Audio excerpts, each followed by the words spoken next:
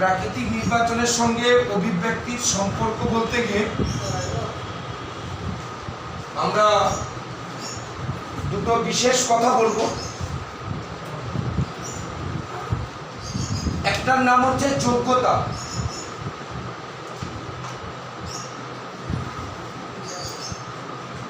যোগ্যতা বা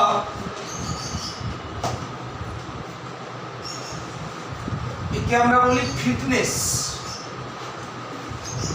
মোটামুটি বাংলা নামটা শুনে আমরা বুঝতে পারছি যে আগের দিন আমরা বলেছিলাম যে কোনো একটা ফেনোটাইপিক বৈশিষ্ট্য কোনো একটা পরিবেশে স্থায়িত্ব লাভ করলেও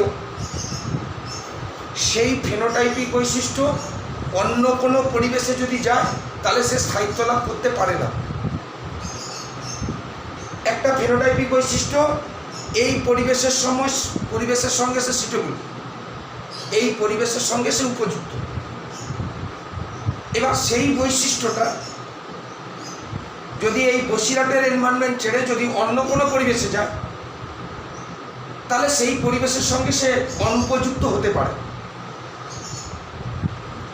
এখানেও একই জিনিস, যোগ্যতা মানে একটা পরিবেশে তার বেঁচে থাকার যে ক্ষমতা, যে গুণ, এই পরিবেশে বেঁচে থাকার ক্ষমতাকে বা গুণকে আমরা কি বলি? ফিটনেস। তার মানে আমরা জানি যে পরিবেশ হচ্ছে সবসময় পরিবর্তিত। এই পরিবর্তিত পরিবেশে অভিযোজিত হয়ে জীব যদি দীর্ঘদিন ধরে বেঁচে থাকে বা প্রজননিকভাবে সক্রিয় হয়ে অধিক পরিমাণে জীব উৎপন্ন করতে পারে তাহলে অভিব্যক্তির দৃষ্টিভঙ্গি দিয়ে এই বিষয়টাকে আমরা বলি কি? ফিটনেস, যোগ্যতা। তো তার মানে সে বেঁচে থাকবে, সে অনেক দিন ধরে কি করবে না প্রজনন কার্য করবে। এই যে ক্ষমতা, এই ক্ষমতাটাকে আমরা বলবো কি? ফিটনেস। তার মানে যে গুণের জন্য বা যে ক্ষমতার জন্য একটা জীবের ফেনোটাইপিক বৈশিষ্ট্য প্রকৃতিতে স্থায়িত্ব লাভ করে তার নাম হচ্ছে ফিটনেস। যদি একটা ফেনোটাইপিক বৈশিষ্ট্য সে যদি এই প্রকৃতিতে যদি স্থায়িত্ব লাভ না করতে পারে তাহলে আমরা বলবো যে তার কোনো ফিটনেস নেই, তার কোনো যোগ্যতা নেই এই পরিবেশে বেঁচে থাকার জন্য। এবং এই ফিটনেস বা যোগ্যতাকে আমরা স্মল ডব্লিউ দিয়ে চিহ্নিত করি। এর সর্বাধিক মান হচ্ছে 1। তার মানে আমি যদি বলি যে কোনো জীবের ফিটনেস হচ্ছে 1, তার মানে তার ওই পরিবেশে বেঁচে থাকার ক্ষমতা হচ্ছে সর্বাধিক। আর যদি বলি যে কোনো জীবের ফিটনেস হচ্ছে 0, তার মানে সেই পরিবেশে তার বেঁচে থাকার কোনো যোগ্যতা নেই। সে সেই পরিবেশে থাকতে থাকতে পরিবেশ থেকে ক্রমে ক্রমে কি হবে? অবলুপ্ত হয়ে যাবে। তাহলে এই হচ্ছে কি না ফিটনেস বা এই হচ্ছে কি না যোগ্যতা। তাহলে আমরা কি বললাম না পরিবর্তিত, এগুলো খাতা থেকে করবি সব, পরিবর্তিত পরিবেশ পরিস্থিতিতে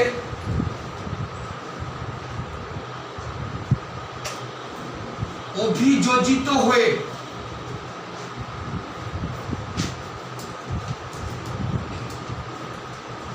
দীর্ঘদিন ধরে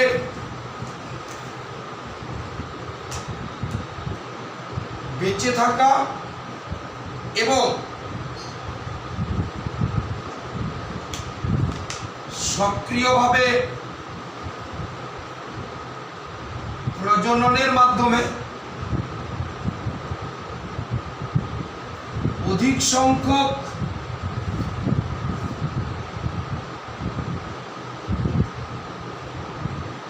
প্রজাতির জীব উৎপন্ন করাকে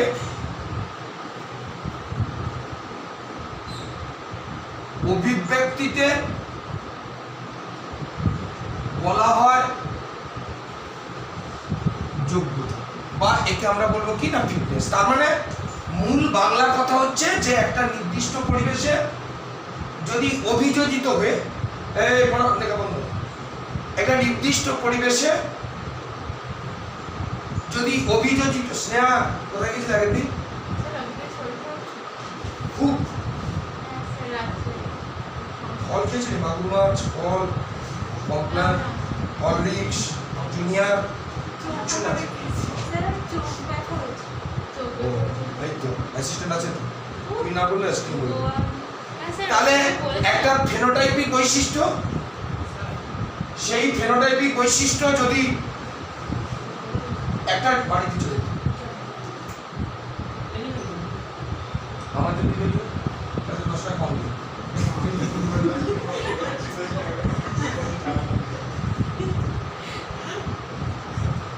সারা 8 মাস তো ঘুমালি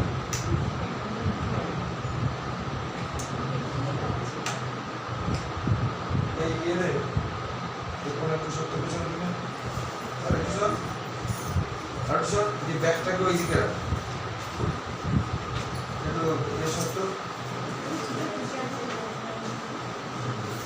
ব্যাগটা পেছনে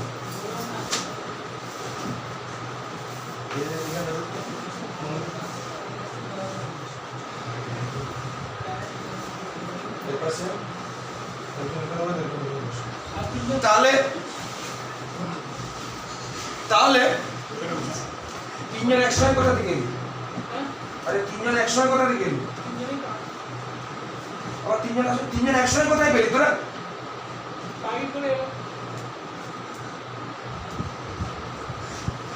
তাহলে যদি নির্দিষ্ট একটা ফেনোটাইপিক বৈশিষ্ট্য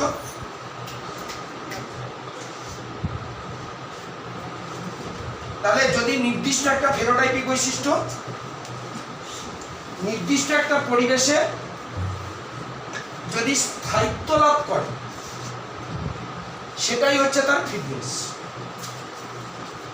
এই যে দেখ আমরা জানি যে পরিবেশ সবসময় হচ্ছে পরিবর্তিত পৃথিবীতে পরিবেশ সদা সর্বদা কি হচ্ছে পরিবর্তিত হচ্ছে এই পরিবর্তিত পরিবেশে কোনো একটা জীব সে যে বেঁচে থাকার যে অধিকার লাভ করে সেই বেঁচে থাকার অধিকারকে বাড়ি চলে যাবে 10টার সময় এই বেঁচে থাকার অধিকারকে আমরা কি বলবো না যোগ্যতা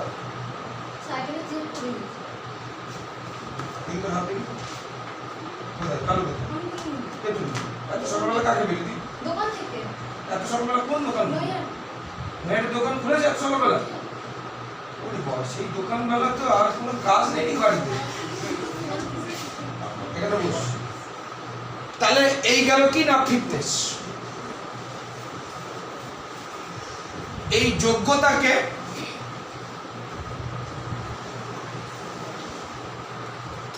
ডব্লিউ দ্বারা কি করা হয় চিহ্নিত করা হয় এবং এর সর্বাধিক মান কত এবং এর সর্বাধিক মান হলো 0 এবং এর সর্বাধিক মান হলো কত 1 তার মানে ফিটনেস বলতে আমরা এটাই বুঝবো যে একটা পরিবেশে জীবের বেঁচে থাকার যে ক্ষমতা যে গুণ সেই গুণটাকে আমরা বলবো কি না তার যোগ্যতা তার মানে যদি বলা হয় যে কোনো জীবের ফিটনেস হচ্ছে 1 তার মানে আমরা বুঝবো এই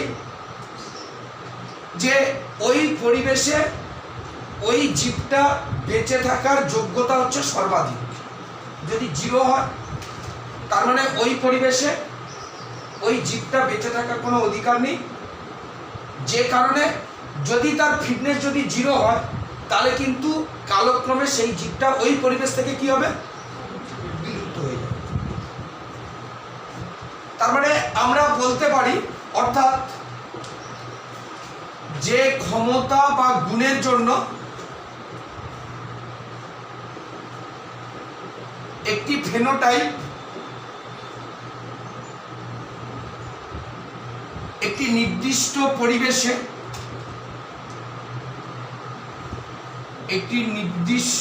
পরিবেশে স্থায়িত্ব লাভ করে তাকে যোগ্যতা, তাকে ফিটনেস বলে। এই যে পরিবর্তিত পরিবেশে জীবের বেঁচে থাকার ক্ষমতা, জীবের বেঁচে থাকার অধিকার, সেটাই হচ্ছে যোগ্যতা। এই যোগ্যতা আস্তে আস্তে, যোগ্যতা বলতে বলতে আমরা যোগ্যতার সঙ্গে কোরিলেটেড একটা বিষয় হচ্ছে যাকে আমরা বলি কি, যাকে আমরা বলি সিলেকশন কোএফিসিয়েন্ট। সিলেকশন কোএফিসিয়েন্ট কি? বাংলা কথা হচ্ছে যোগ্যতার উপর প্রাকৃতিক নির্বাচনের প্রভাবকে আমরা বলবো সিলেকশন কোএফিসিয়েন্ট। যে যোগ্যতা, যে বেঁচে থাকার অধিকার, সেই বেঁচে থাকার অধিকারের উপর যদি প্রাকৃতিক নির্বাচন যদি প্রভাব বিস্তার করে, সেটাকেই আমরা বলবো সিলেকশন কোএফিসিয়েন্ট। তার মানে দেখ, প্রাকৃতিক নির্বাচন যত নেগেটিভ প্রভাব বিস্তার করবে, যত প্রতিকূল প্রভাব বিস্তার করবে, তাহলে সেই জীবের ডব্লিউ কি হবে? কমতে থাকবে। আর যদি বলা হয় যে প্রাকৃতিক নির্বাচনের প্রভাব হচ্ছে নীল, তার মানে তার ডব্লিউ কি হবে? 1। তার মানে প্রাকৃতিক নির্বাচন যেমন ভাবে প্রভাব বিস্তার করবে, জীবের বেঁচে থাকার অধিকার তেমন ভাবে পরিবর্তিত হবে। তার মানে প্রাকৃতিক নির্বাচনের প্রভাব যত বাড়বে, যোগ্যতা তত কমবে।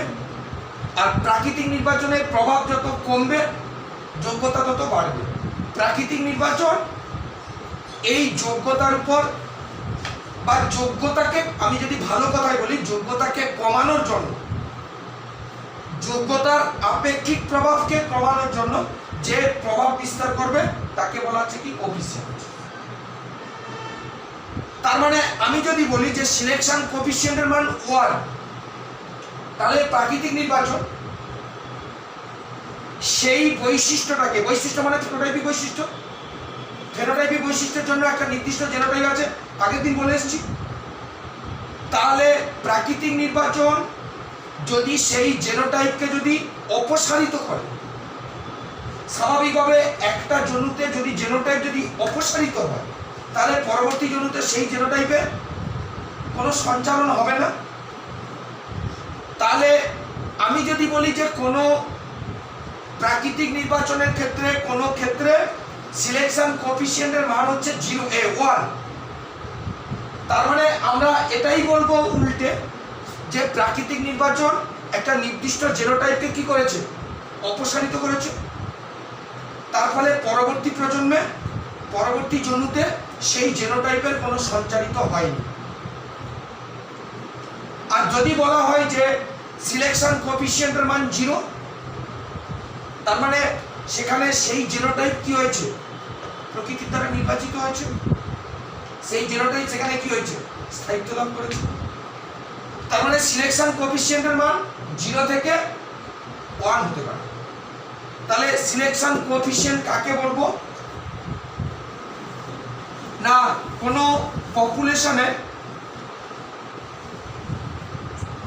পপুলেশনে একটি জনুর পর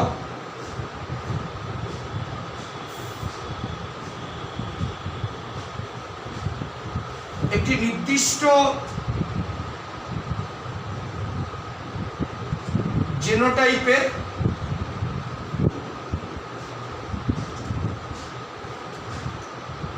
আপেক্ষিক প্রভাব কমানোর জন্য প্রাকৃতিক নির্বাচন যে পরিমাণ কার্যকারিতা করে, তাকে সিলেকশন কোএফিসিয়েন্ট বলে। অর্থাৎ যোগ্যতার উপর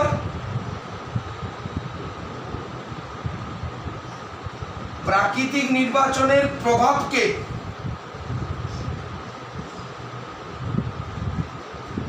যোগ্যতার উপর প্রাকৃতিক নির্বাচনের প্রভাবকে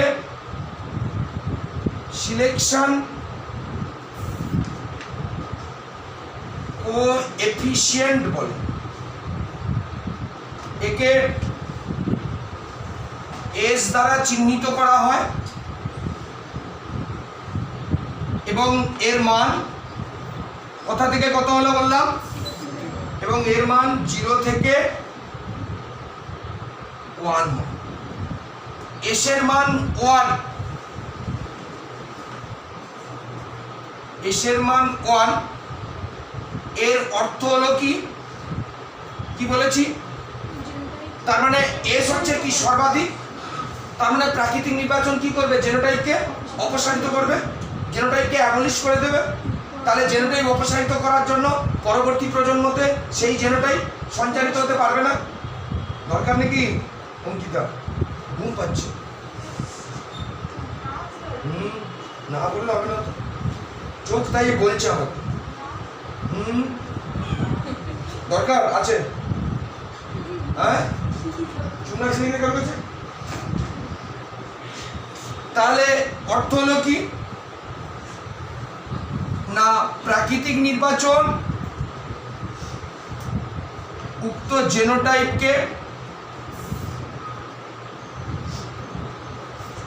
জেনোটাইপকে অপসারিত করে,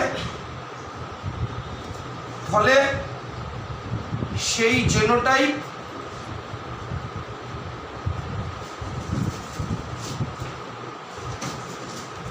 সঞ্চারিত হয় না।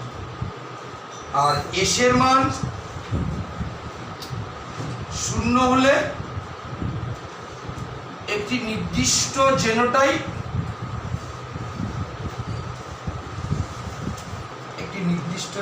কি করে না, স্থিতি লাভ করে। তাহলে এই হচ্ছে কি না প্রাকৃতিক নির্বাচনে বিবর্তনে, এটা হচ্ছে দুটো বিষয়, একটা হচ্ছে যোগ্যতা, আরেকটা হচ্ছে সিলেকশন কোএফিসিয়েন্ট। এই দুটো প্রাকৃতিক নির্বাচনে কি করে না গুরুত্বপূর্ণ ভূমিকা কি করে পালন করে। আমরা এই যোগ্যতার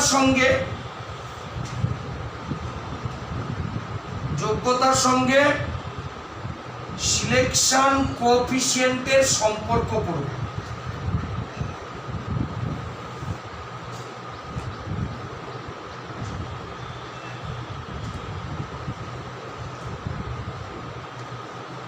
যোগ্যতার সঙ্গে সিলেকশন কোএফিসিয়েন্টের সম্পর্ক কি, সিলেকশন কোএফিসিয়েন্ট যত বাড়বে যোগ্যতা যত কমবে, কারণ এ তো প্রভাব বিস্তার করবে, এর প্রভাব যত থাকবে বেশি থাকবে, যোগ্যতা তত কি হবে হ্রাস পাবে, আর এর প্রভাব যত হ্রাস পাবে যোগ্যতা তত কি হবে বৃদ্ধি পাবে।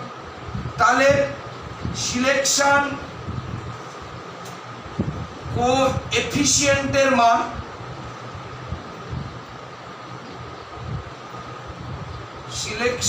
কোএফিসিয়েন্টের মান বৃদ্ধি পেলে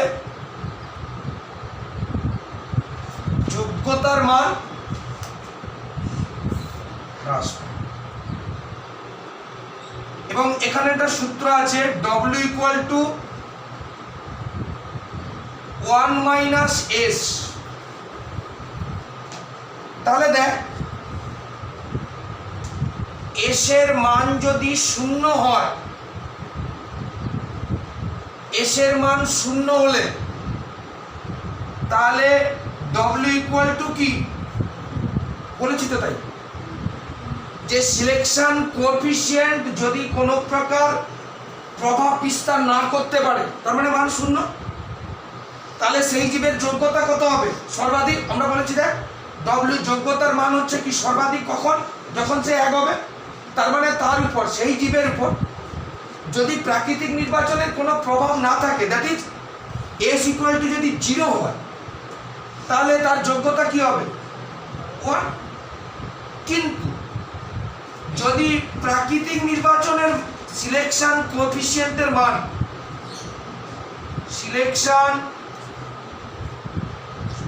কোএফিসিয়েন্টের মান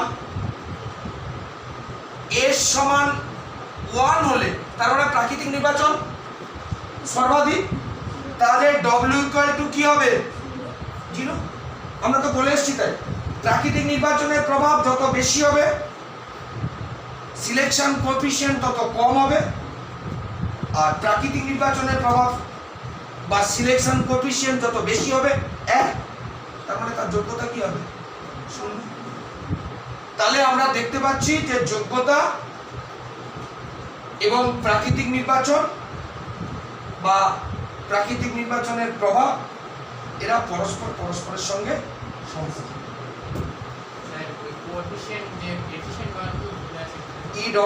EFFICIENT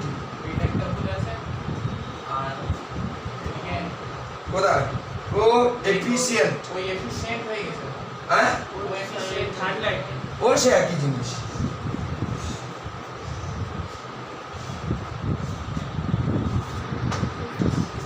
আমরা এবার প্রাকৃতিক নির্বাচনের প্রকারভেদ পড়ব।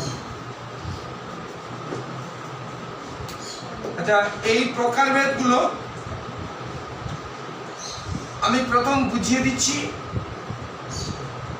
তারপরে বলে দেব, যা বলবো সেগুলোই পরীক্ষায় লিখবি। যে উদাহরণ দেব সেই উদাহরণগুলোই পরীক্ষাতে করবি, বা যেভাবে গ্রাফ আমি করব সেইভাবে করবি।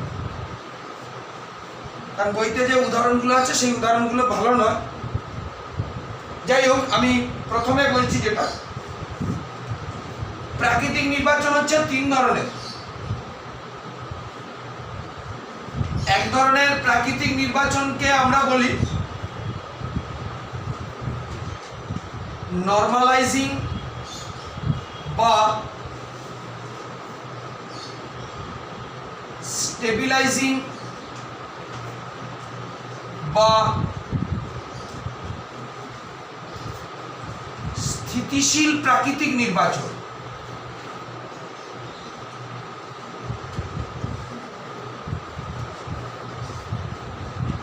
স্থিতিশীল প্রাকৃতিক নির্বাচন কাকে বলবো, নরমালাইজিং স্টেবিলাইজিং কাকে বলবো না, ধর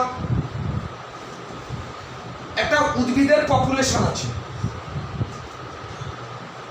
সেই পপুলেশনে কোনো কোনো গাছ লম্বা, কোনো কোনো গাছ বেটে, আবার কোনো কোনো গাছ হচ্ছে মধ্যবর্তী উচ্চতা সম্পন্ন। তাহলে এখানে প্রান্তীয় গুণমান কোনগুলো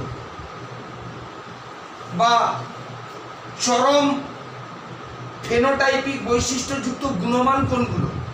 যেটা হচ্ছে একেবারে লম্বা আর যেটা হচ্ছে একেবারে বেটে। যদি বলা হয় যে মধ্যবর্তী গুণমান কোনগুলো, যারা হচ্ছে মাঝারি। দেখ, যখন ঝড় হবে, বাতাস হবে, তখন বড় গাছগুলো কি হবে? ভেঙে পড়বে। আবার যারা একেবারে ছোট গাছ, তারা সূর্যালোক গ্রহণ করতে পারবে না। কিন্তু যারা মধ্যবর্তী বৈশিষ্ট্য সম্পন্ন উদ্ভিদ, যাদের হাইট হচ্ছে মিডিয়াম, তারা বাতাস হলেও ভেঙে পড়বে না, আবার সূর্যালোকও পাবে। তার মানে যে প্রাকৃতিক নির্বাচনে চরম প্রান্তীয় গুণমানগুলি প্রাকৃতিক নির্বাচনে গুরুত্ব পায় না, তাই তো বললাম, যারা খুব লম্বা বা যারা খুব বেটে, তারা তো প্রাকৃতিক নির্বাচনে গুরুত্ব পাবে না, তারা তো হয় ভেঙে যাবে, নাহলে তাদের কাছে সূর্যালোক যাবে না।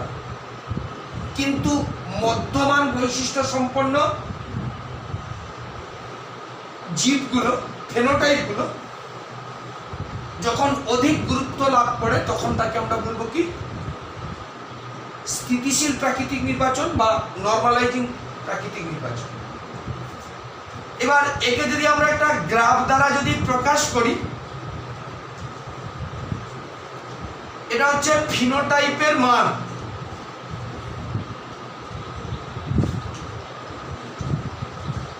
এটা হচ্ছে ফিনোটাইপের মান,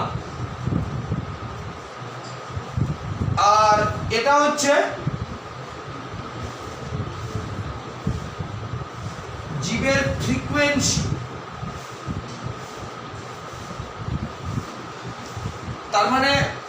ফিনোটাইপের মানের সাপেক্ষে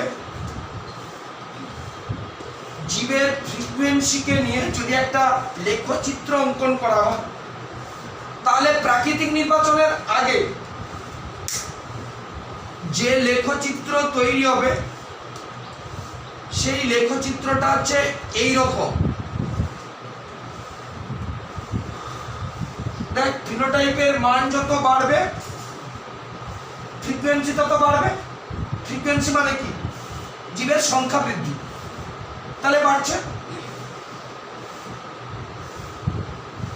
লিখছে আর আমি বলছি যে মাথা নেড়ে দিচ্ছি। তাহলে এই যে লেখচিত্রটা, এই লেখচিত্রটা হচ্ছে কি না প্রাকৃতিক নির্বাচনের আগে, কিন্তু প্রাকৃতিক নির্বাচনের পরে এই যে চরম প্রান্তীয় মান, এদের সংখ্যা কি হবে? কমে যাবে। এই দিকে আর এই দিকে যেটা আছে তারা তো প্রকৃতিতে প্রাকৃতিক নির্বাচনে গুরুত্ব পাবে না, একমাত্র পাবে কোনগুলো? মধ্যমান। তার ফলে কি হবে? গ্রাফটা কি হবে? সরু হয়ে যাবে। হওয়া উচিত তো, কারণ এই মধ্যমানের জীবগুলো কি হবে? পরপর বেড়ে যাচ্ছে তো। তার মানে গ্রাফ তাহলে কি হবে? ঘণ্টাকৃতি নেবে। এই গ্রাফটা তাহলে কি? এটা হচ্ছে প্রাকৃতিক নির্বাচনের পরে। বোঝা গেছে? প্রাকৃতিক নির্বাচনের আগে এই দিকে আর এই দিকে যারা ছিল তারা হচ্ছে চরম প্রান্তীয় গুণসম্পন্ন জীব। এরা কিন্তু স্টেবিলাইজিং বা নরমালাইজিং প্রাকৃতিক নির্বাচনে এরা কিন্তু প্রাকৃতিক নির্বাচনে গুরুত্ব লাভ করেন। যারা মধ্যমান বৈশিষ্ট্য সম্পন্ন জীব তারাই কি করেছে না প্রাকৃতিক নির্বাচনে গুরুত্ব লাভ করেছে। তাহলে যদি মধ্যমান বৈশিষ্ট্য সম্পন্ন গুণসম্পন্ন জীবগুলো তাদের যদি সংখ্যা বৃদ্ধি পায়, তাহলে কি হবে? গ্রাফটা কি হবে? সরু হয়ে বৃদ্ধি পাবে। তার মানে অনেকটা কি হবে না ঘন্টা বৃদ্ধি হবে। এর উদাহরণ কি? এর উদাহরণ হচ্ছে যে সদ্যজাত মানব শিশুর ওজন।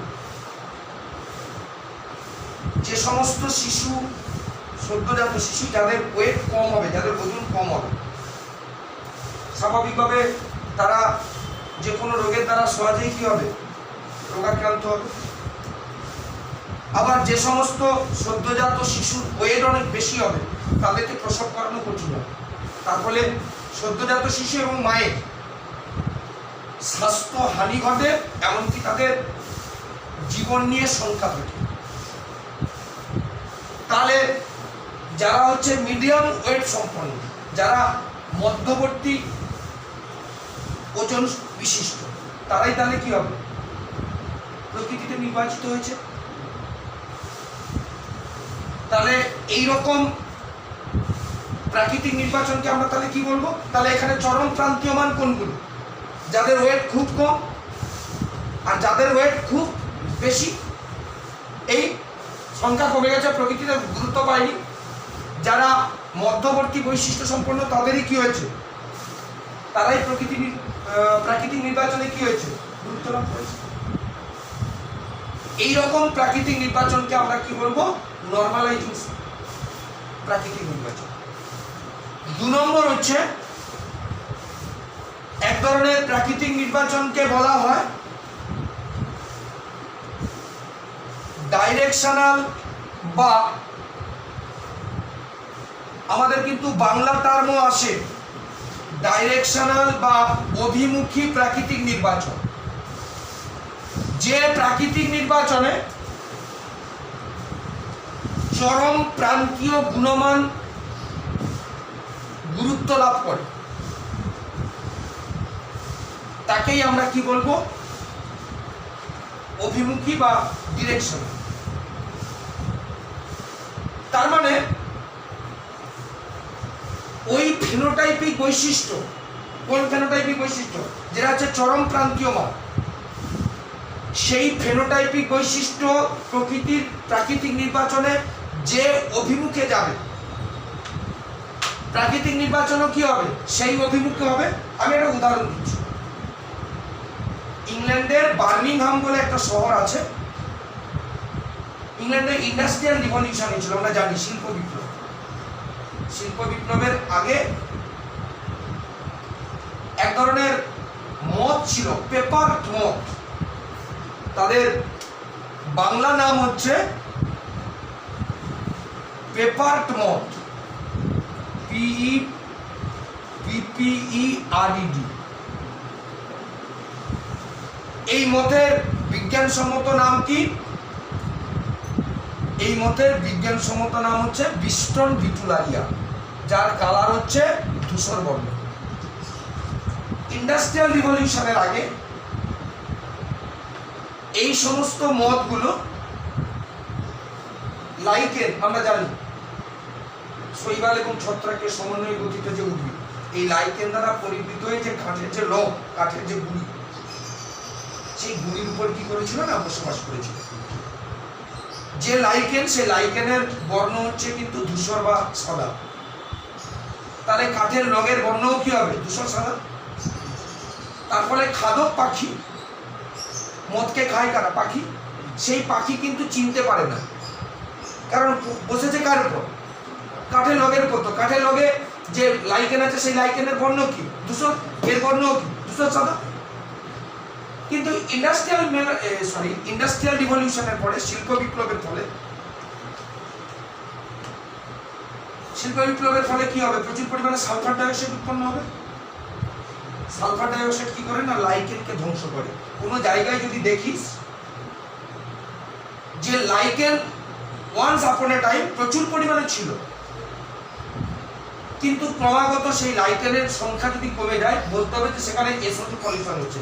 কারণ SO2-র প্রতি লাইকেন হচ্ছে বিরাট সেনসিটিভ, যার জন্য আমরা লাইকেনকে পলিউশন ইন্ডিকেটর হিসেবে ব্যবহার করি। আজকে দেখা যাচ্ছে যে এখানে প্রচুর পরিমাণে লাইকেন আছে, কালকে যদি দেখা যায় যে এখানে লাইকেন নেই, তার মানে অন্ধের মতন বলতে হবে যে এখানে SO2 পলিউশন হয়েছে। তাহলে স্বাভাবিকভাবে ইন্ডাস্ট্রিয়াল রিভলিউশন যখন হয়েছে, SO2 যখন নির্গত হয়েছে, তাহলে লাইকেন কি হয়েছে, ধ্বংস হয়েছে। তাহলে কাঠের গুঁড়ি থেকে লাইকেন কি হবে, এ তো ধূসর বর্ণের, আর কাঠের গুঁড়ি তো কালো বর্ণের। তাহলে খাদক পাখি তো সহজেই চিনতে পারবে। এবার এ কি করলো, একটা জিনের মিউটেশন ঘটিয়ে এর দেহের বর্ণ কি করে ফেললো, কালো। তখন এর নাম কি হয়ে গেল, তখন এর নাম হয়ে গেল বিস্টন কার্বোনেরিয়া। এ কিন্তু কালো বর্ণের। তাহলে খাদক পাখি কিন্তু একে চিনতে পারবে না তো। তাহলে চরম বৈশিষ্ট্য কোনটা, এই কালো বর্ণের। তাহলে প্রকৃতি কাকে নির্বাচন করলো, বিস্টন ভিটুলারিয়া যদি থাকতো তাহলে তাকে কিন্তু খাদক পাখি খেয়ে শেষ করে দিত, কিন্তু বেঁচে থাকলো কে, কার্বোনারিয়া। এটাকে বলা হচ্ছে ইন্ডাস্ট্রিয়াল মেলানিজম। ইন্ডাস্ট্রিয়াল মেলানিজমের এটা হচ্ছে প্রকৃত উদাহরণ। তাহলে বেঁচে থাকবে চরম প্রান্তীয় গুণমান বৈশিষ্ট্য সম্পন্ন জীব, এরা কিন্তু বেঁচে থাকবে না। তাহলে গ্রাফ কি হবে, একই রকম ভাবে আমরা যদি বলি ফিনোটাইপের মান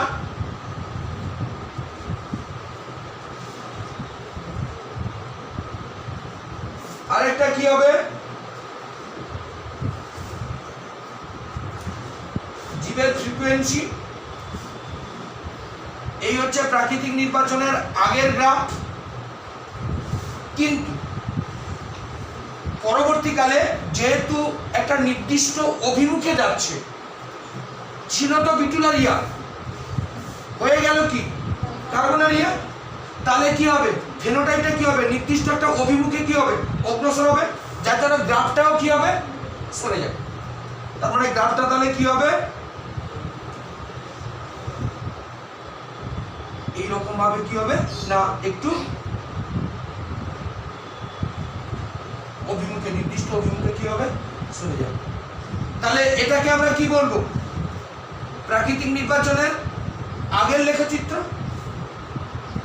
আর এটাকে আমরা কি বলবো, প্রাকৃতিক নির্বাচনের পরের লেখচিত্র। তোরা হেডিং কর, লেখচিত্রটা প্রথম 1 নম্বরটা কর, হেডিং আর লেখচিত্র, আমি সংজ্ঞা, উদাহরণ আর লেখচিত্রটা বলবো। তারপরে আবার 2 নম্বরে হেডিং করবি, লেখচিত্র করবি, আমি সংজ্ঞা, লেখচিত্র আর উদাহরণটা বলবো। 1 নম্বর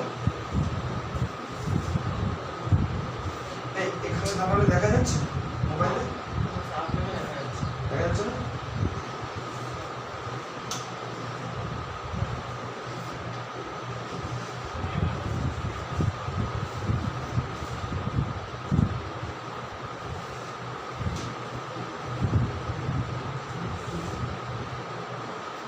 হয়েছে?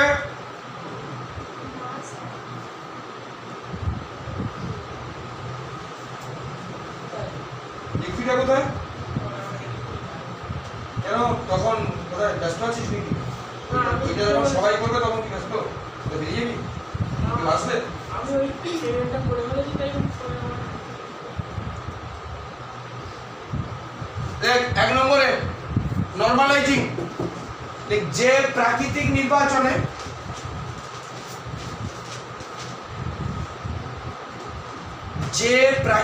নির্বাচনে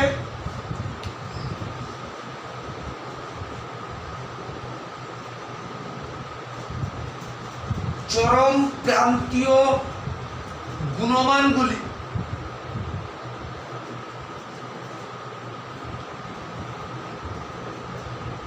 প্রাকৃতিক নির্বাচনে গুরুত্ব পায় না,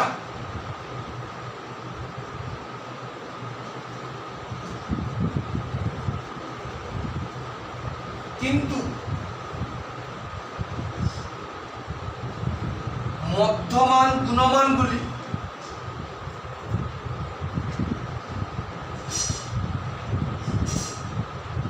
প্রাকৃতিক নির্বাচনে অধিক গুরুত্ব পায়।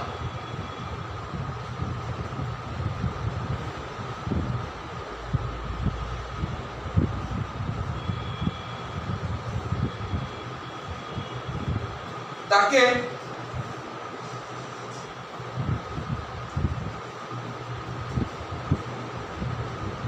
নরমালাইজিং বা স্টেবিলাইজিং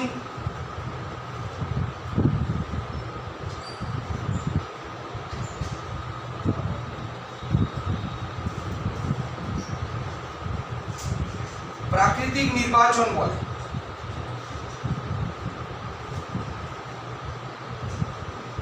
প্যারাচেঞ্জ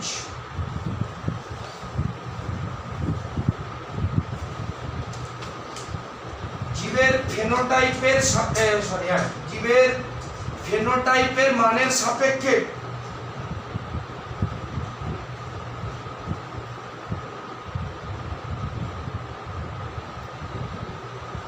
জীবের ফ্রিকোয়েন্সি ধরে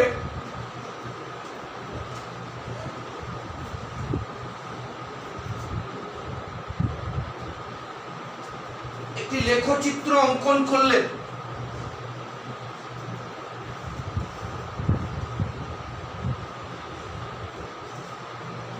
ঘণ্টাকৃতির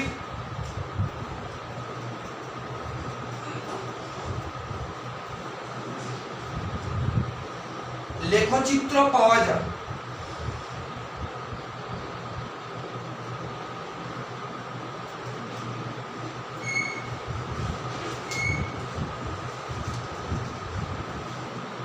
এই প্রকার লেখচিত্রে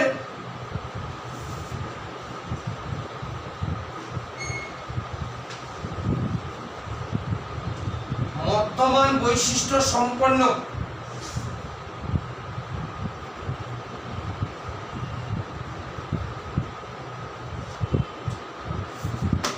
জীবের সংখ্যা বৃদ্ধি পাওয়ার কারণে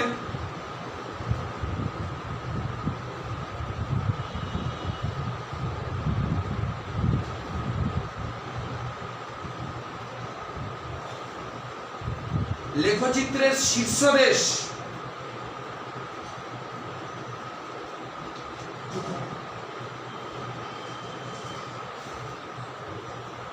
ক্রমাগত ক্রমাগত সরু হয়।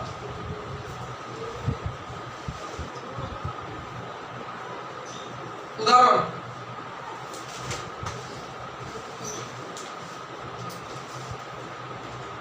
স্থিতিশীল নির্বাচনের উদাহরণ হলো, স্থিতিশীল প্রাকৃতিক নির্বাচনের উদাহরণ হলো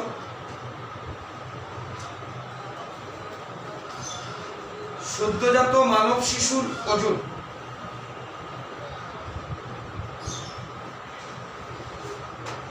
সদ্যজাত মানব শিশুর ওজন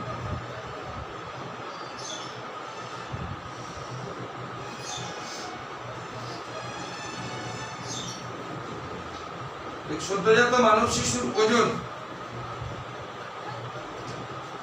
কম হলে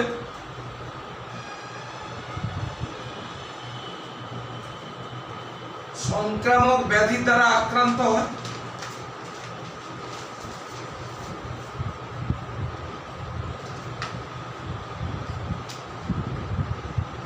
আবার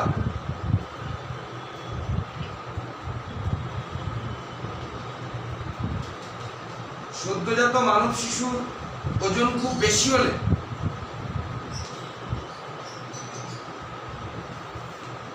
প্রসব করানো কঠিন হয়।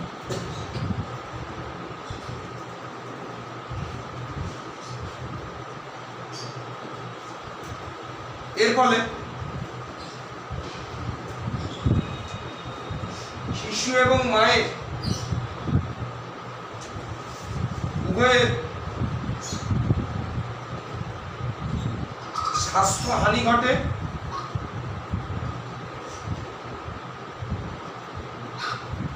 এবং অনেক সময় জীবনহানিও ঘটতে পারে।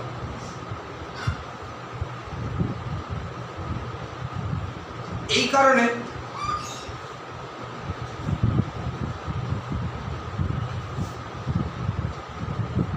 মধ্যমান ওজন বিশিষ্ট মানব শিশু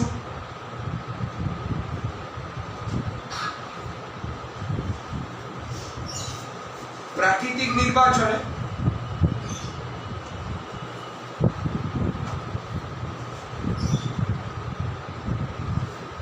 অধিক গুরুত্ব পায়।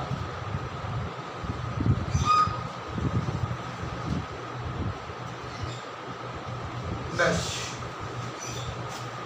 এবার দু নম্বর হচ্ছে ডিরেকশনাল বা অভিমুখী প্রাকৃতিক নির্বাচন।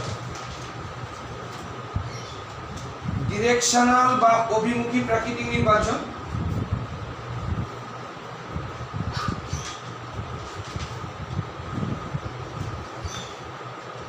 গ্রাফটা এঁকে নিবি, আর কিছু করতে হবে না, শুধু গ্রাফটা আঁকবি।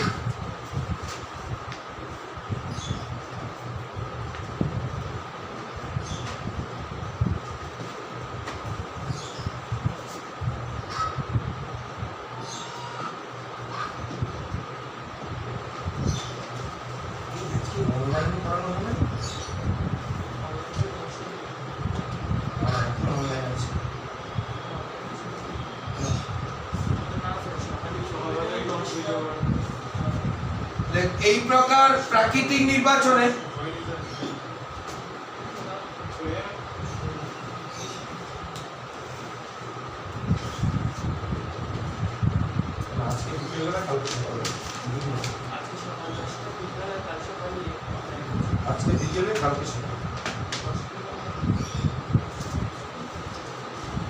এই প্রকার প্রাকৃতিক নির্বাচনে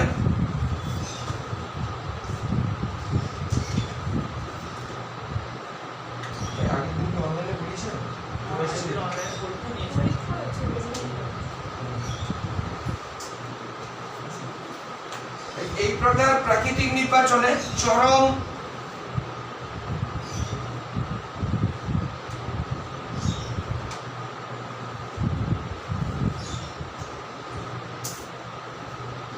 প্রান্তীয় গুণমান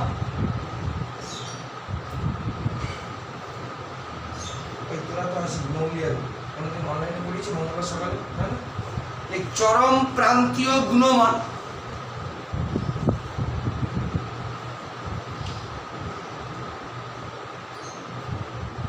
প্রাকৃতিক নির্বাচনে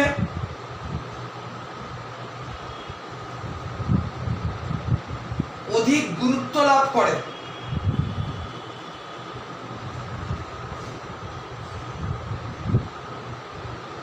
কিন্তু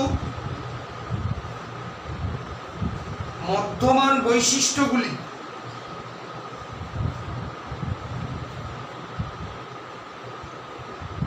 গুরুত্ব লাভ করে না। প্যারা চেঞ্জ।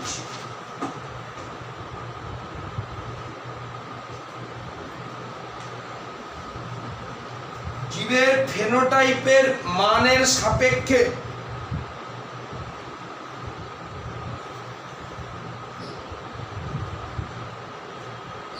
জীবের ফ্রিকোয়েন্সি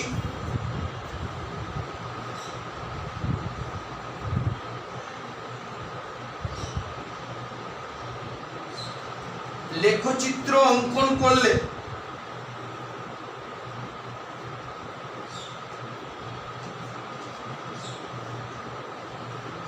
লেখচিত্রটি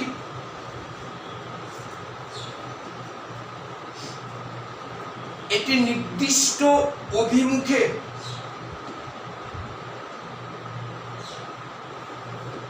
সরে যায়।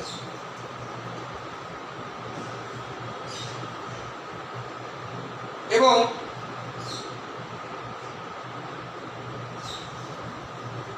এই প্রকার লেখচিত্রে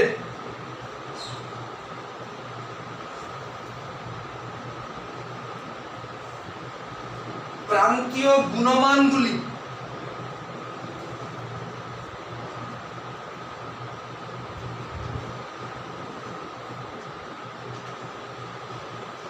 নির্দিষ্ট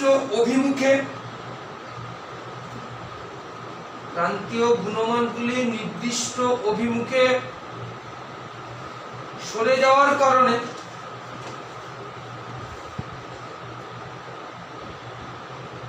লেখচিত্রটি একটি নির্দিষ্ট অভিমুখে সরে যায়।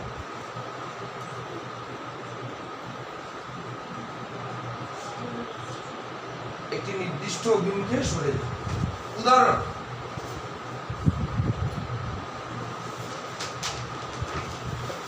অভিমুখী প্রাকৃতিক নির্বাচনের প্রকৃষ্ট উদাহরণ হলো ইন্ডাস্ট্রিয়াল মেলানিজম। অভিমুখী প্রাকৃতিক নির্বাচনের প্রকৃষ্ট উদাহরণ হলো ইন্ডাস্ট্রিয়াল মেলানিজম।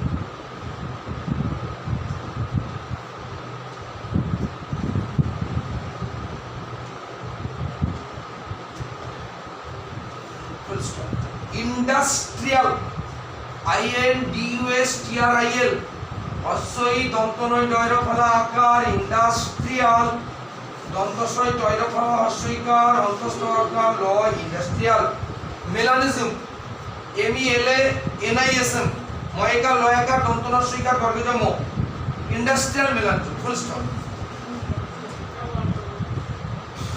হ্যাঁ, ইংল্যান্ডের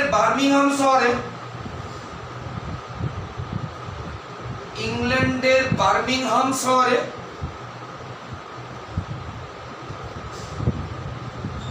শিল্প বিপ্লবের আগে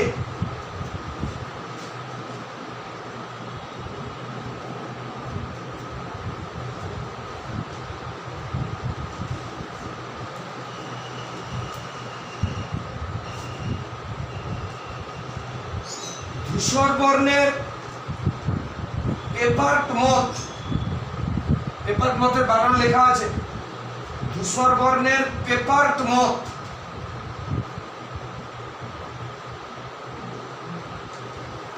বিস্টন বিটুলারিয়া বানান লেখা আছে। বিস্টন বিটুলারিয়া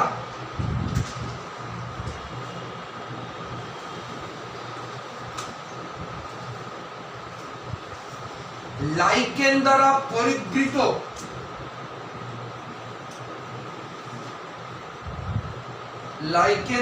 পরিবৃত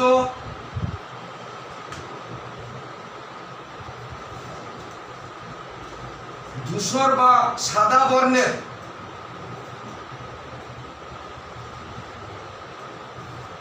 কাঠের গুঁড়ির উপর বসবাস করে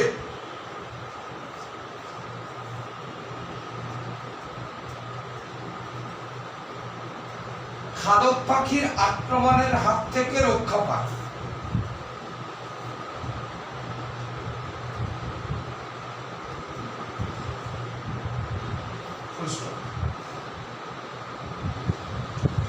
কিন্তু শিল্প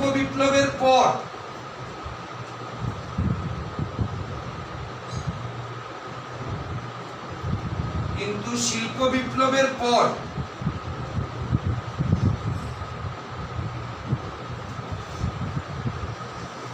অধিক পরিমাণে SO2 নির্গমনের কারণে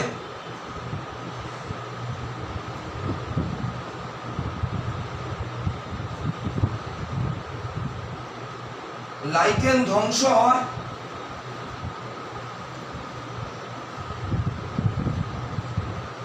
এবং কাঠের গুঁড়ি উন্মুক্ত হয়ে কালো বর্ণ ধারণ করে।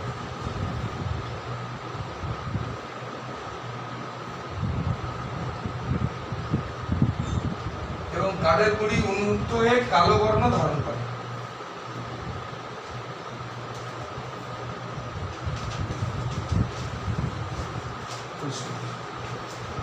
সহজেই খাদক পাখি দ্বারা আক্রান্ত হতো।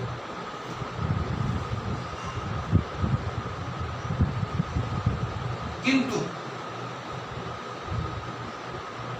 উত্তম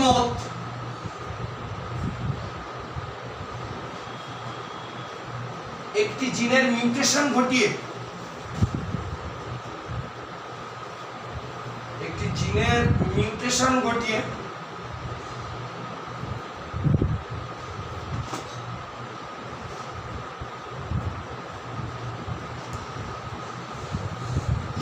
কালো বর্ণের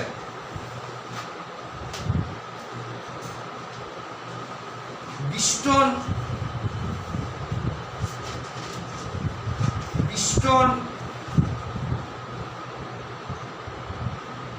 কার্বোনারিয়াম তে পরিণত হয় এবং এরা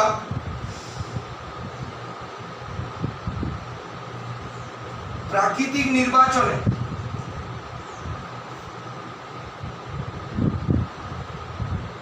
অধিক গুরুত্ব লাভ করে।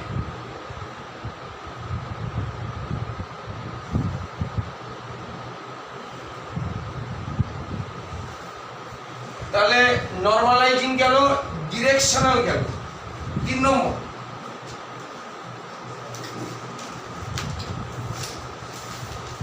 নম্বর, আমরা যেটা যাব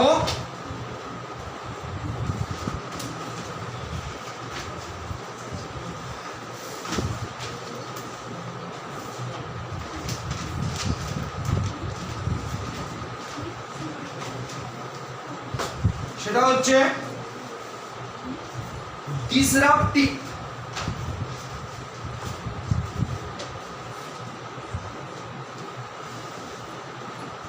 3 নম্বর আমরা যেটা পড়ব, ডিসরাপটিভ বা বিক্ষিপ্ত প্রাকৃতিক নির্বাচন।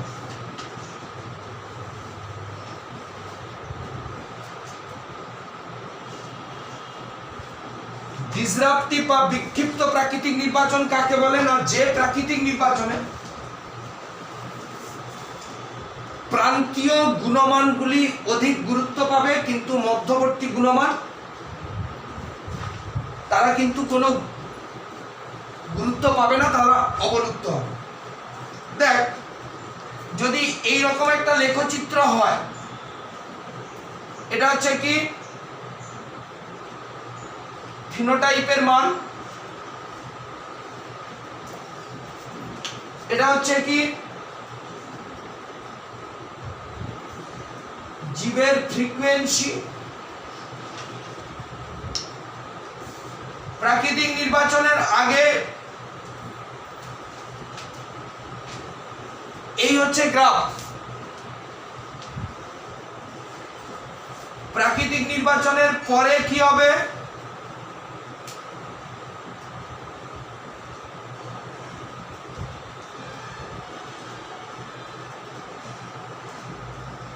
প্রান্তীয় গুণমানগুলো কি হয়েছে? গুরুত্ব লাভ করেছে। মধ্যবর্তী গুণমান অবলুপ্ত হওয়ার কারণে এখানে কি হয়েছে, একটা অবতলাকার খাঁজ দেখা গেছে। তার মানে এখানে আর তারা নেই, কিন্তু এই দুটো প্রান্ত ভাগ কি হয়েছে, উঁচু হয়ে গেছে। তো তার মানে এই দুটো গুরুত্ব লাভ করেছে, এখানে যারা ছিল তারা কিন্তু গুরুত্ব লাভ করতে পারেনি। আমি একটা উদাহরণ দিচ্ছি, এটা সামুদ্রিক শামুক, সেই সামুদ্রিক শামুকের নাম হচ্ছে লিম্পেট। এই লিম্পেটের তিনটে কালার, একটা হচ্ছে সাদা, একটা হচ্ছে বাদামি প্রান্তীয় গুণমান, সাদা আর কালো। মধ্যবর্তী গুণমান বাদামি। তার মানে সাদা আর কালো কি হবে, প্রাকৃতিক নির্বাচনের অধিক গুরুত্ব পাবে, বেঁচে থাকবে। বাদামি গুরুত্ব না পেয়ে অবলুপ্ত হয়ে যাবে। এদিকে সাদা, এদিকে কালো, এদিকে বাদামি। এই যে সাদা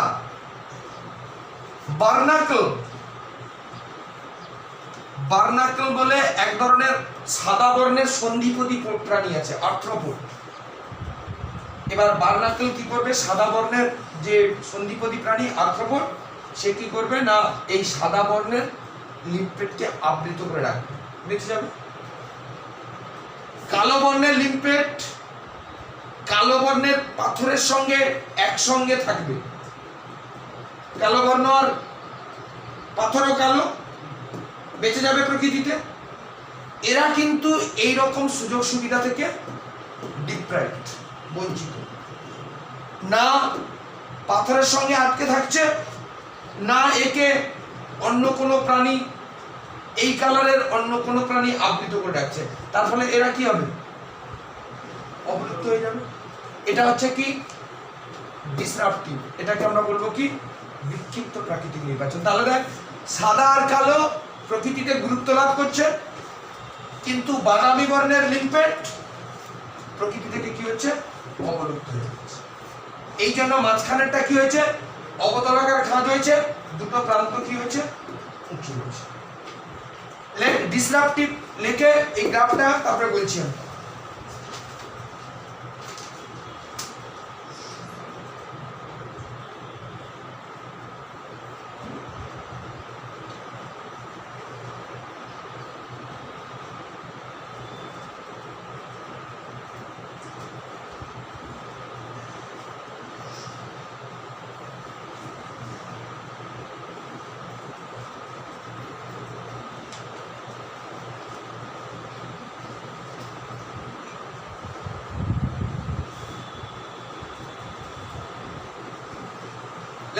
ডিসরাপটিভ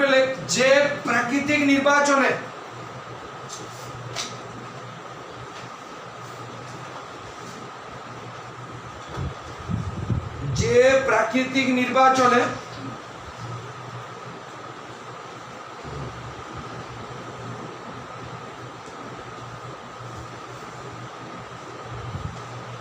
চরম প্রান্তীয় গুণমানগুলি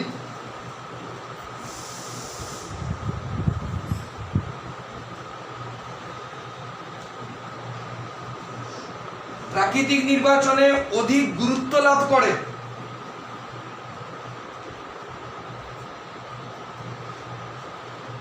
কিন্তু মধ্যমানগুলি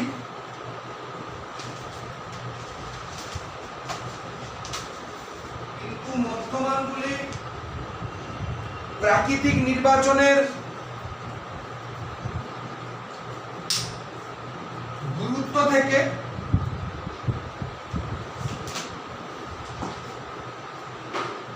বঞ্চিত হয়, তাকে ডিসরাপটিভ বা বিক্ষিপ্ত প্রাকৃতিক নির্বাচন বলে।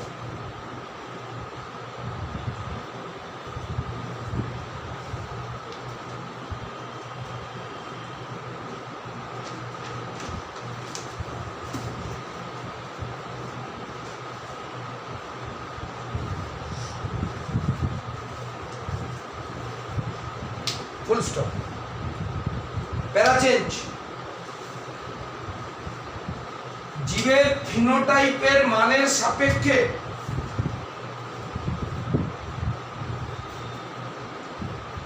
জীবের ফিনোটাইপের মানের সাপেক্ষে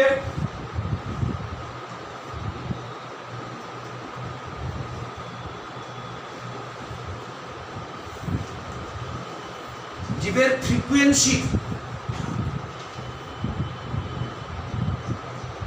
লেখচিত্র অঙ্কন করলেন।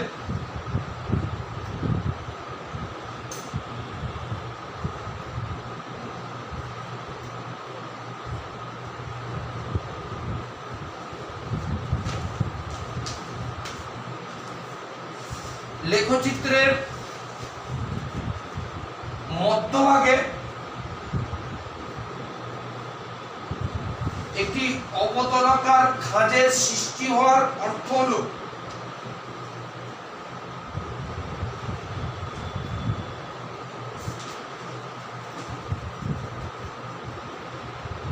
মধ্যমান বৈশিষ্ট্য সম্পন্ন জীবগুলি প্রাকৃতিক নির্বাচনে গুরুত্ব লাভ করেন।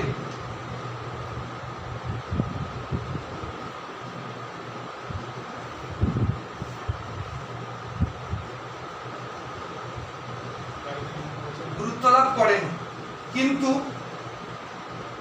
প্রান্তীয় বৈশিষ্ট্যগুলি গুরুত্ব লাভ করা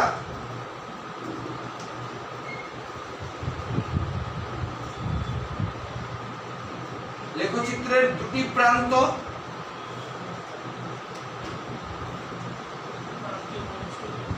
গুরুত্ব লাভ করা লেখচিত্রের দুটি প্রান্ত উঁচু আকৃতি ধারণ করে। উদাহরণ,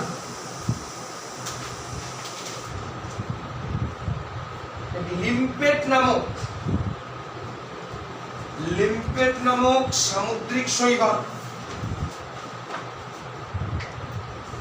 সাদা, বাদামি এবং কালো বর্ণের হয়।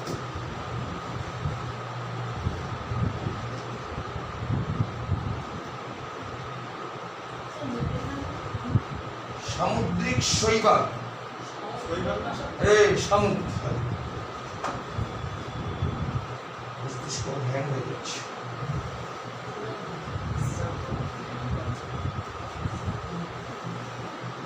আমার বসাতে হবে ছাদে।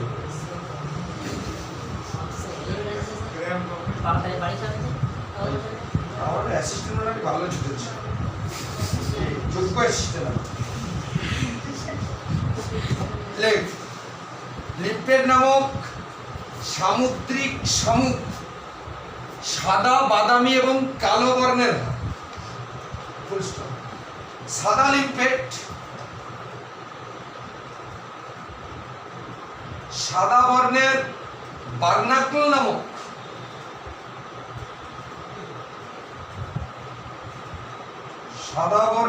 বার্নাকল নামক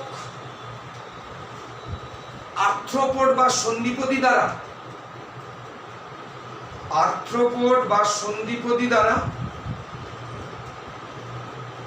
আবৃত থাকে।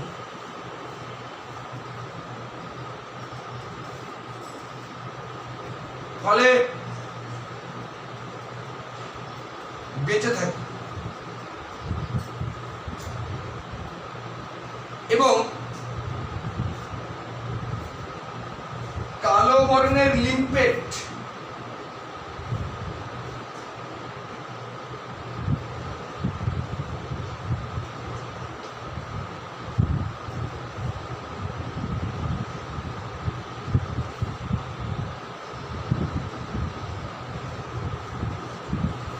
কালো পাথরের সঙ্গে দৃঢ়ভাবে আবদ্ধ হয়ে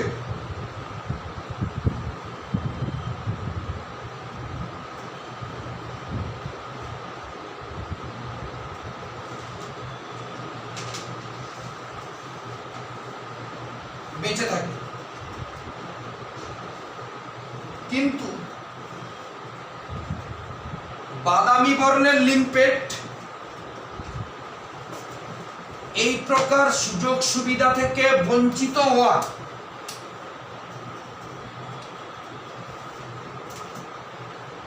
বেঁচে থাকতে পারে না, ফলে তারা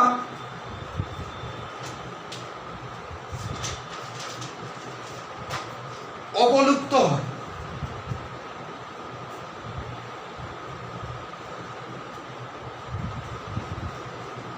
আমরা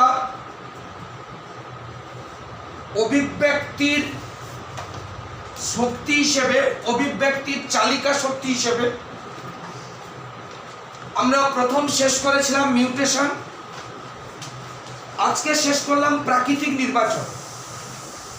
আমাদের আর তিনটে আছে, একটা হচ্ছে জিন ফ্লো। তোর থেকে যায় কেন বলতো সবসময়? পরে তুলবি, এখন দিয়ে দে, এখন এটা বস, তারপরে নাহলে খ্যাপাও যাবে, কাঁকড়াও যাবে, সব চলে যাবে। আমরা আর তিনটে পড়ব,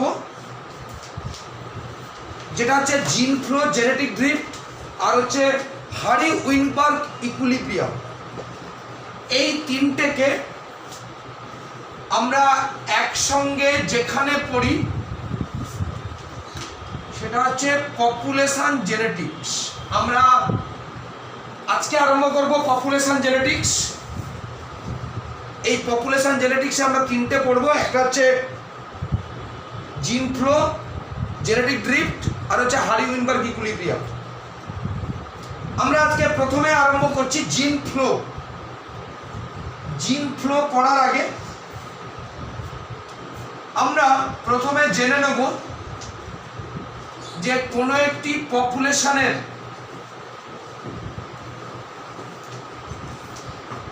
অ্যালিল ফ্রিকোয়েন্সি কিভাবে নির্ণয় করতে হয়। পপুলেশন জেনেটিক্সে জিন ফ্লো, জেনেটিক ড্রিফট বা হারি উইনবার্গ ইকুইলিব্রিয়াম যখন আমরা পড়ব, তখন বারবার একটা কথা আসবে, অ্যালিল ফ্রিকোয়েন্সি। কোনো পপুলেশনের অ্যালিল ফ্রিকোয়েন্সি আমরা কিভাবে নির্ণয় করব। আমরা জাস্ট এটা হাইপোথেটিক্যাল একটা সংখ্যা দিচ্ছি।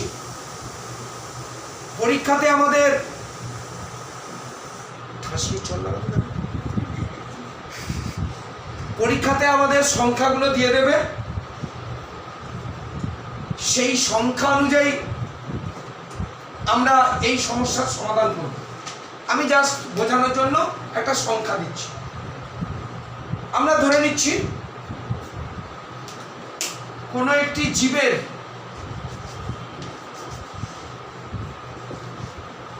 পপুলেশনে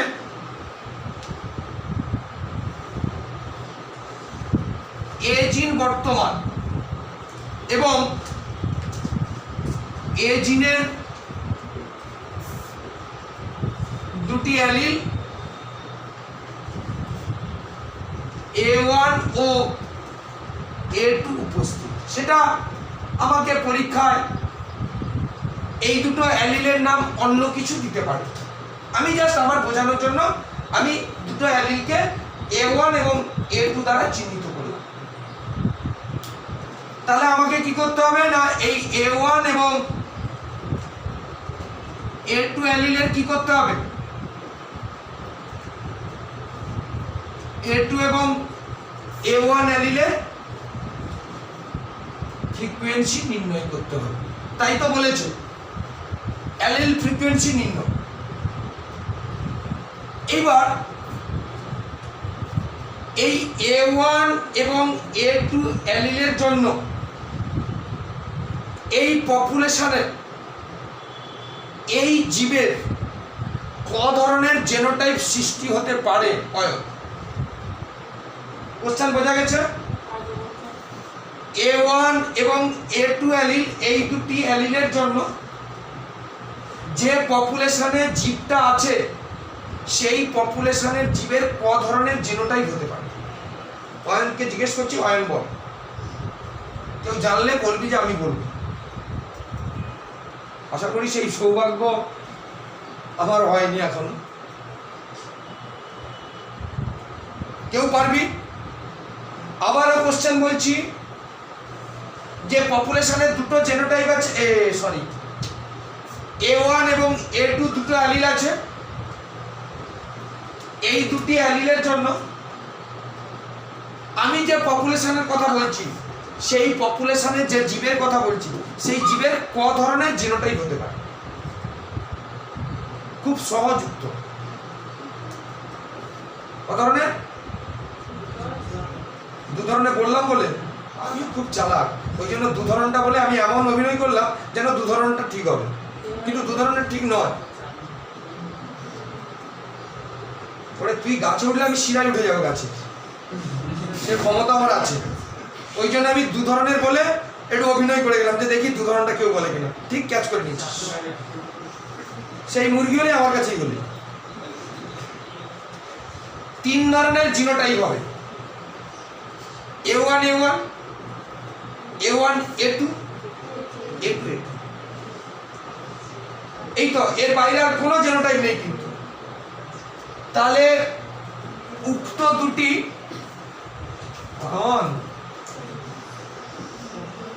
যতই আস্তে আস্তে কথা বলিস, ধরা আমার কাছে দিতেই হবে।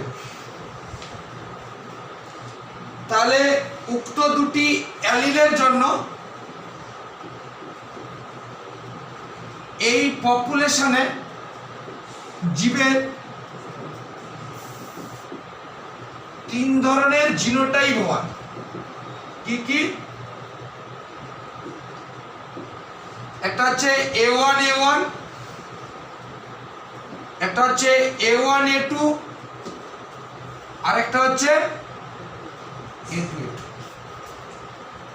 এবার আমাকে যখন অ্যালিল ফ্রিকোয়েন্সি নির্ণয় করতে বলবে, আমার কিন্তু এই তিনটে মান দিয়ে দেবে।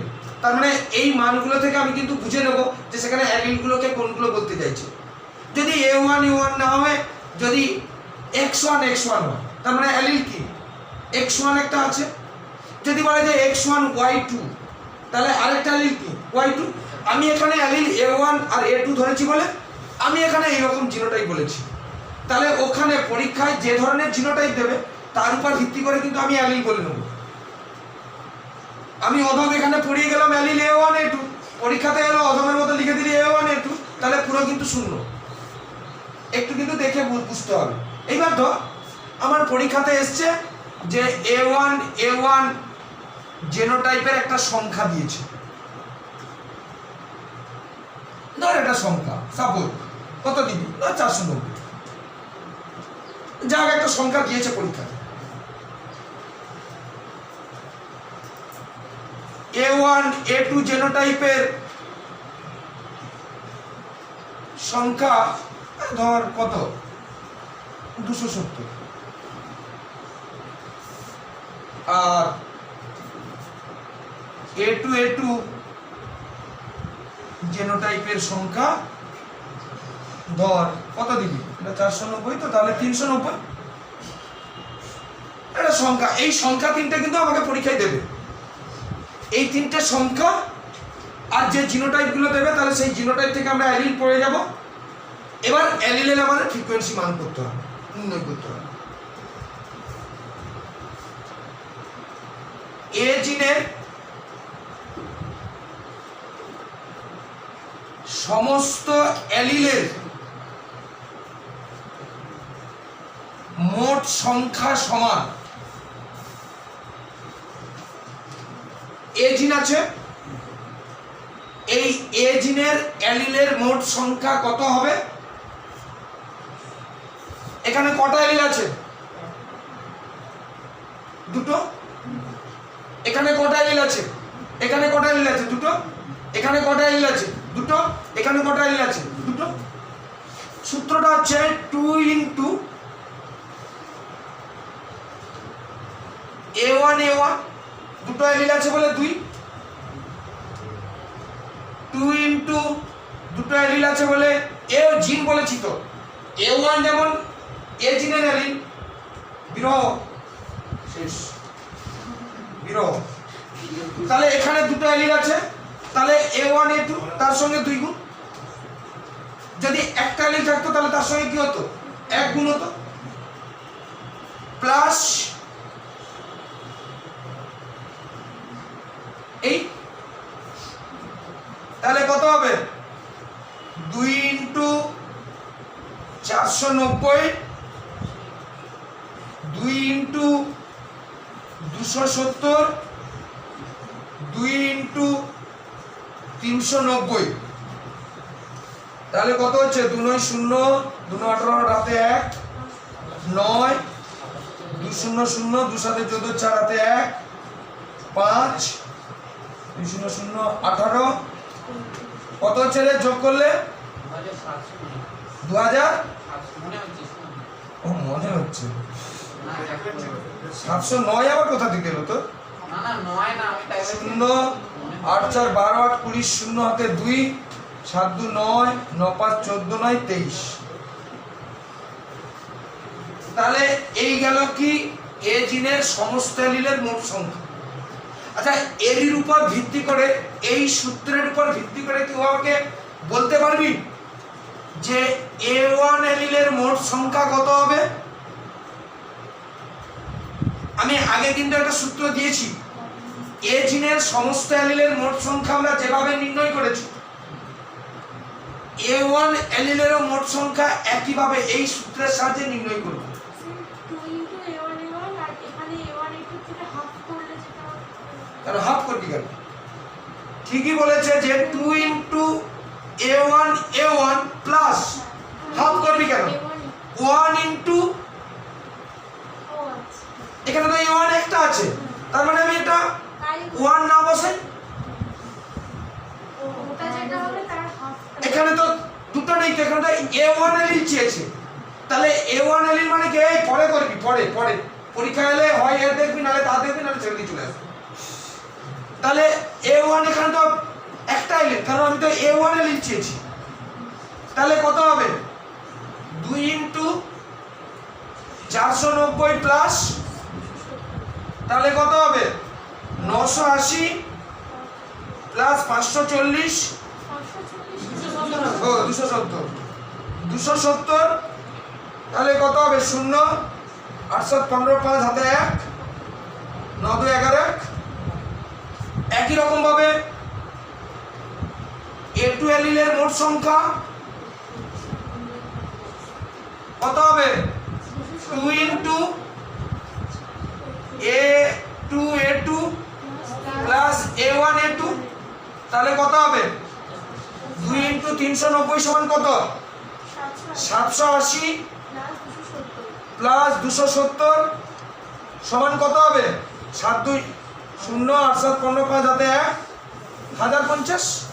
এবার এই সংখ্যাগুলো কিন্তু ভ্যারি করবে, আমাকে পরীক্ষায় এই সংখ্যাগুলো বলে দেবে, তাহলে এই সংখ্যাগুলো বলে দিলে আমি এ জিনের সমস্ত অ্যালিলের সংখ্যা, A1 অ্যালিলের মোট সংখ্যা, A2 অ্যালিলের মোট সংখ্যা পেয়ে গেলাম। এরপরে আমাকে কি করতে হবে? আমি তো মোট সংখ্যা পেলাম, আমাকে কি চেয়েছে? ফ্রিকোয়েন্সি নির্ণয় করতে হবে। এবার A1 অ্যালিলের ফ্রিকোয়েন্সি নির্ণয় করব, A2 অ্যালিলের ফ্রিকোয়েন্সি নির্ণয় করব। ক্লিয়ার হয়েছে?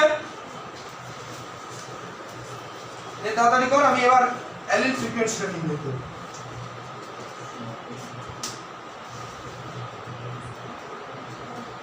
আবার এইটুকু আরেকটা ব্যাচে করেছিলাম 2 ঘন্টা, এখানে 1.5 ঘন্টা, আমি কি করে কোথায় যাই? এই ব্যাচে কি আড্ডা মারিছিলাম নাকি? আপনি আমাদেরকে শুধু বলছেন তাড়াতাড়ি তাড়াতাড়ি কর মানে এখানে ঘেঁচু লাগানো আছে তো। এখন পজ করে দিন। একবার পজ একবার গজ। আমরা এরপরে যাচ্ছি যেটা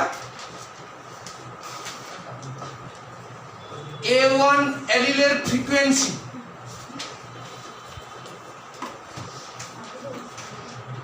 A1 অ্যালিলের ফ্রিকোয়েন্সি সমান A1 অ্যালিলের মোট সংখ্যা, A1 অ্যালিলের মোট সংখ্যা ডিভাইডেড বাই এ জিনের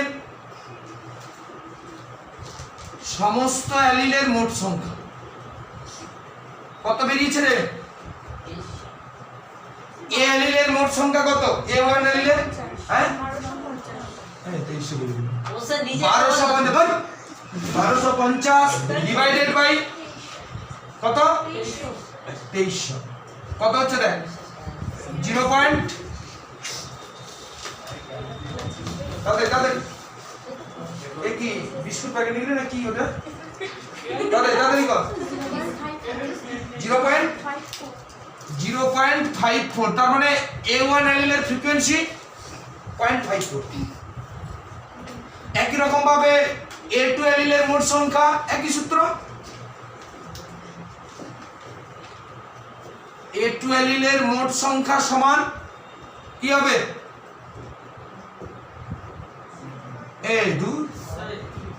হ্যাঁ A2 অ্যালিলের ফ্রিকোয়েন্সি সমান A2 অ্যালিলের মোট সংখ্যা ডিভাইডেড বাই A জিনের সমস্ত অ্যালিলের মোট সংখ্যা কত বেরিয়েছে A2 অ্যালিল 1050 ডিভাইডেড বাই 2300 সমান 0.4। তাহলে বের করতে পারলাম। তাহলে আমাদেরকে যদি তিনটে যদি জিনোটাইপের সংখ্যা দিয়ে দেয় তাহলে তিনটে জিনোটাইপের সংখ্যা দিয়ে দিলে আমরা ওই তিনটে জিনোটাইপের জন্য যে দুটো অ্যালিল বর্তমান তাদের কি করতে পারবো না ফ্রিকোয়েন্সি নির্ণয় করতে পারবো। আমরা এরপরে যেটা যাচ্ছি জিন ফ্লো বা জিন প্রবাহ বা জিন পরিযান। নিশ্চয়ই আমরা বাংলা নামটা থেকে বুঝতে পারছি জিন কি হবে এক স্থান থেকে অন্য স্থানে যাবে। এক স্থান থেকে অন্য স্থানে নিশ্চয়ই বসিরহাট থেকে বেড়া যাবানো একটা পপুলেশন থেকে আর একটা পপুলেশনে যাবে, সেটা জিন যেতে পারে নাহলে অ্যালিল যেতে পারে। তাহলে একটি পপুলেশন থেকে জিন বা অ্যালিলের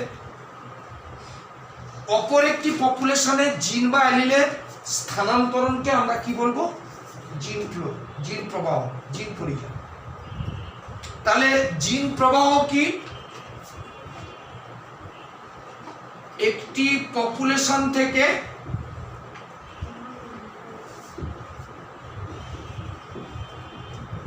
জিন বা অ্যালিলের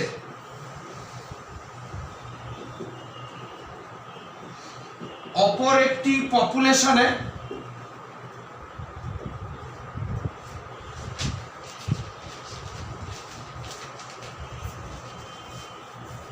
স্থানান্তরণকে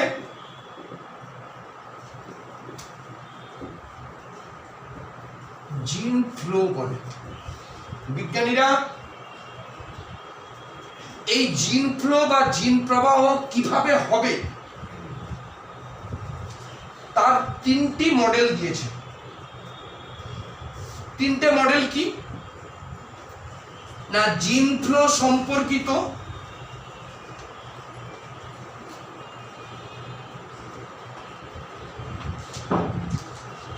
তিনটি মডেল বর্তমান।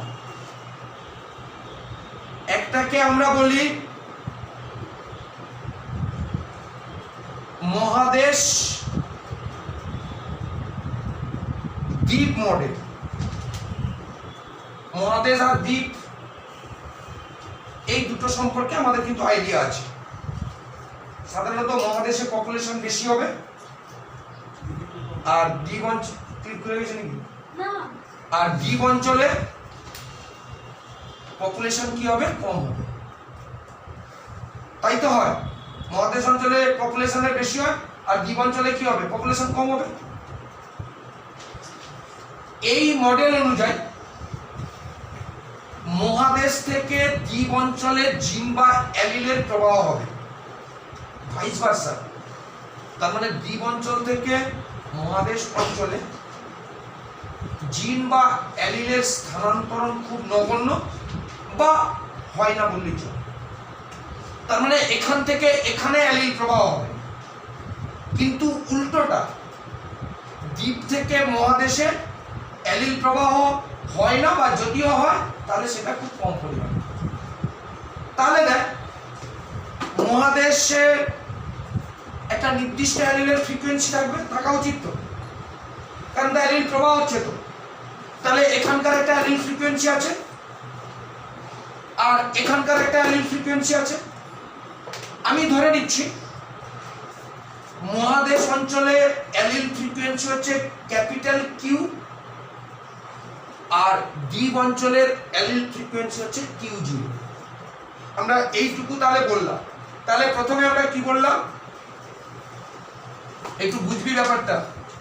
এই মডেল অনুযায়ী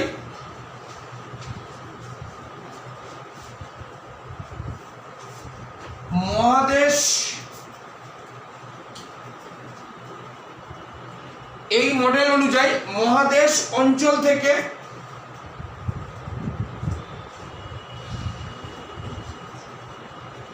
দ্বীপ অঞ্চলে জিন বা অ্যালিলে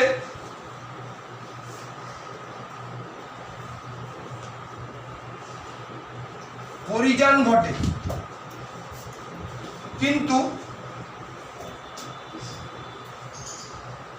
দ্বীপ অঞ্চল থেকে জিন বা অ্যালিলে প্রবাহ ঘটে না, বা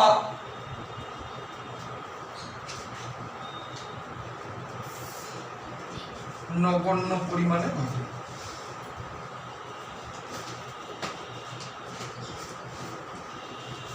তাহলে আমরা ধরে নিই মহাদেশ অঞ্চলে অ্যালিল ফ্রিকোয়েন্সি কত বললাম, কিউ, বড় কিউ। আর দ্বীপ অঞ্চলে অ্যালিল ফ্রিকোয়েন্সি আমরা কি বললাম, কিউ জিরো। তাহলে মহাদেশ অঞ্চলে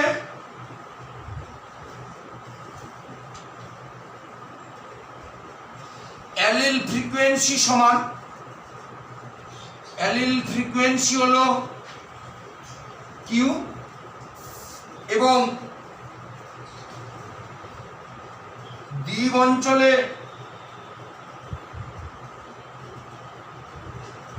অ্যালিল ফ্রিকোয়েন্সি কিউ জিরো। এইবার আমরা ধরে নিচ্ছি যে মহাদেশ থেকে দ্বীপ অঞ্চলে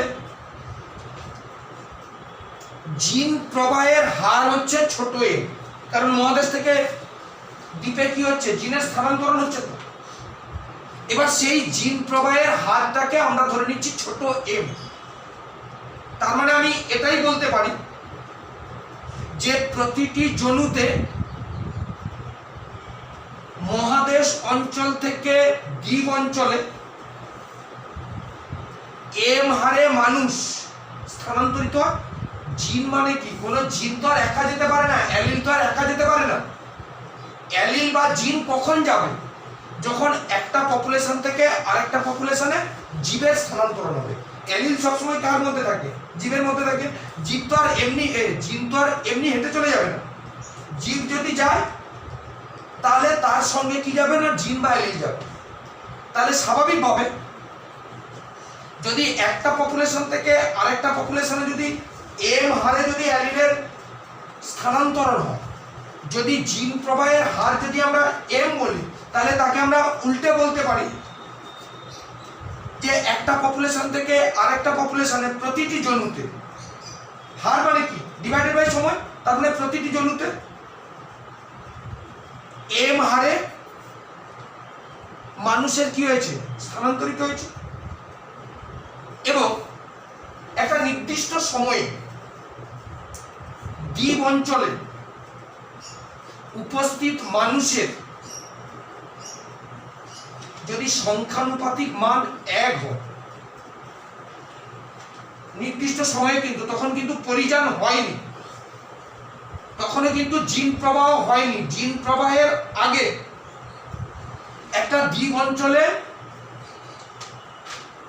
মানুষের সংখ্যানুপাতিক মান হচ্ছে 1। তাহলে পরিযানের পর, আফটার মাইগ্রেশন,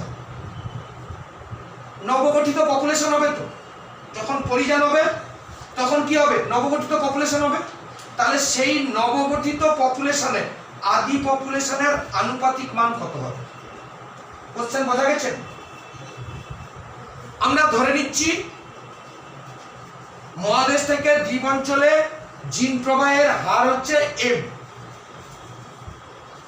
তার মানে আমি এটাকে উল্টে বলতে পারি যে প্রতিটি জনুতে m হারে মানুষ, অ্যালিল মানে কোন জীব, আমি এখানে মানুষের পপুলেশন ধরছি। তাহলে m হারে মানুষ মহাদেশ থেকে কোথায়? দ্বীপ অঞ্চলে স্থানান্তরিত হচ্ছে। এবং আমি এও ধরে নিলাম যে দ্বীপ অঞ্চলে একটা নির্দিষ্ট সময়ে বসবাসকারী মানুষের সংখ্যানুপাতিক মান হচ্ছে 1। তাহলে আফটার মাইগ্রেশন, পরিযানের পরে দ্বীপ অঞ্চলে পরিযানের পরে কি হবে? নবগঠিত পপুলেশন হবে। নবগঠিত বাসিন্দাদের মধ্যে আদি বাসিন্দাদের আনুপাতিক মানটা কত হবে? আনুপাতিক সংখ্যাটা কত হবে? চিন্তা কর, আমি এটা লিখছি। চিন্তা করার পরে যখন আসবো তখন উত্তরটা দিই। তাহলে ধরি মহাদেশ থেকে m হারে দ্বীপ অঞ্চলে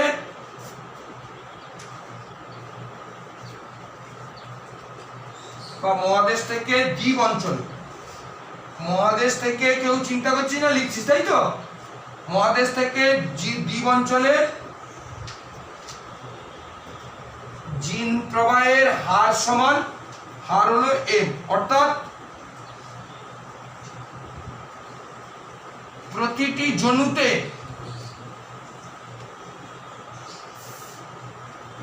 m হারে মানুষ মহাদেশ থেকে দ্বীপ অঞ্চলে, মহাদেশ থেকে দ্বীপ অঞ্চলে কি হয় না স্থানান্তর টোটাল যে পপুলেশন ওর থেকে m যাচ্ছে, যাই সেখানে যাচ্ছি, যাই লেখাটা যাই, আমি জিজ্ঞেস করছি। এবার তাহলে কি হবে? আমরা কি বললাম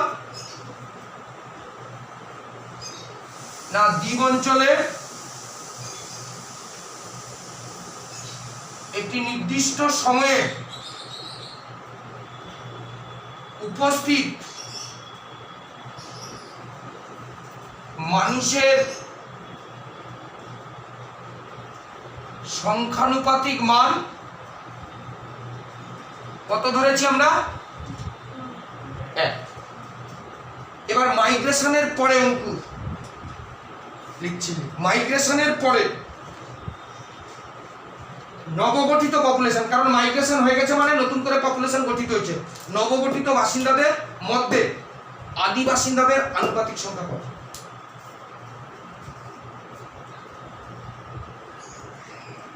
ছিল কত? এসছে কত? m। তাহলে 1 মাইনাস, সহজ বাংলা কথা। আমার তো ছিল 1 মাইগ্রেশনের আগে, আফটার মাইগ্রেশন কত এসছে? m। তাহলে আদি বাসিন্দাদের সংখ্যা কত হবে? 1 মাইনাস m। তাই তো হওয়া উচিত। আগে ছিল 1, মাইগ্রেশন হয়েছে m, তাহলে নবগঠিত পপুলেশনে আদি বাসিন্দাদের সংখ্যানুপাতিক মান হবে 1 মাইনাস m। তাহলে হার বললে ডিভিয়েট, হ্যাঁ হার বললে হ্যাঁ, হার মানে ডিভাইডেড বাই সময়, সমান হয়। তাই জন্য বলেছি তো, সময় মানে এখানে প্রতিটি জন।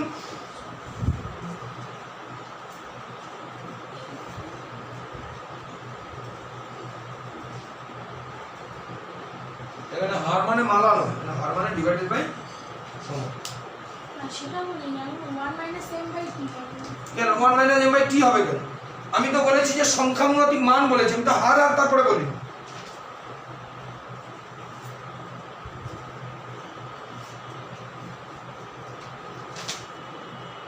তাড়াতাড়ি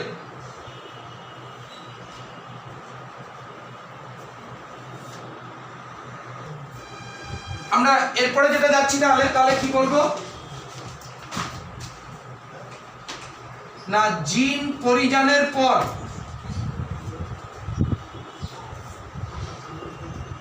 দ্বীপ অঞ্চলে নবগঠিত বাসিন্দাদের মধ্যে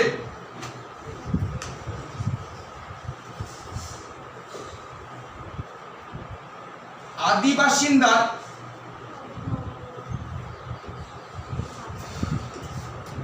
আনুপাতিক মান কত?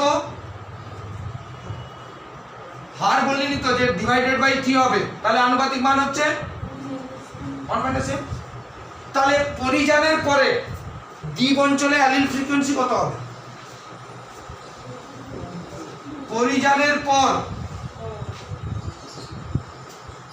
দ্বীপ অঞ্চলে বল অ্যালিল ফ্রিকোয়েন্সি মানে সব যোগফল, তাই তো পড়ে এসেছি। A1 জালিলের অ্যালিল ফ্রিকোয়েন্সি মানে কি? পুরোটাই যোগফল। তাহলে কি হবে? 1 minus m into Q0 plus a ভারে আসছে MQ। এটা কি দ্বীপ অঞ্চলের অ্যালিল ফ্রিকোয়েন্সি, আর এটা হচ্ছে কি মহাদেশ অঞ্চলের অ্যালিল ফ্রিকোয়েন্সি। তাহলে এই দুটো এসছে কোথায়? দ্বীপ অঞ্চলে। তাহলে এই দুটোর যোগফলকে আমরা কি বলবো? দ্বীপ অঞ্চলের অ্যালিল ফ্রিকোয়েন্সি। কিন্তু এটা আফটার মাইগ্রেশনের আগে কিন্তু অ্যালিল ফ্রিকোয়েন্সি কি হবে? শুধুমাত্র Q0। যদি পরিযান হয়ে যায় তাহলে পপুলেশন গিয়ে দাঁড়িয়েছে এই, তাদের অ্যালিল ফ্রিকোয়েন্সি হচ্ছে এই। তাহলে এই দুটোর গুণফলকে আমরা কি বলবো? দ্বীপ অঞ্চলের ফ্রিকোয়েন্সি। আর মহাদেশ অঞ্চলে ছিল ফ্রিকোয়েন্সি কিউ, এম হারে এসছে, তাহলে এদের গুণফলকে আমরা কি বলবো? মহাদেশ অঞ্চলের ফ্রিকোয়েন্সি। তাহলে মহাদেশ অঞ্চলের ফ্রিকোয়েন্সি প্লাস দ্বীপ অঞ্চলের ফ্রিকোয়েন্সি, তাহলে মোট কি হবে? Allele frequency. এটাকে দাঁড়ালে কি হয়? Q0 MQ। তাহলে কি হবে? Q0 M, তাহলে Q0 minus M, Q0 minus Q। এইবার জিন ফ্লোর পরে অ্যালিল ফ্রিকোয়েন্সির পরিবর্তন, অ্যালিল ফ্রিকোয়েন্সির পরিবর্তন মানে কি? Delta Q. আগে যা ছিল সেটা মাইনাস, পরে যা হলো সেটা মাইনাস, আগে যা ছিল। পরে কি হলো? Q1। আগে কি ছিল? Q0। দিলে আমরা তাকে কি বলবো? Delta Q. তাহলে আমরা কি বলবো? Q1 এর মান কি বেরিয়েছে? Q0 minus M, Q0 minus Q minus Q0 সমান কি হবে? Minus M, Q0 minus Q সমান M Q মাইনাস যে হারে এসেছিল পপুলেশন ফ্রিকোয়েন্সি, মহাদেশ অঞ্চলের ফ্রিকোয়েন্সি মাইনাস দ্বীপ অঞ্চলের ফ্রিকোয়েন্সি। এটাকে আমরা কি বলবো? এটা হচ্ছে মহাদেশ দ্বীপ অঞ্চলের মডেল। ক্লিয়ার? আর দুটো মডেল পরের দিন বলবো।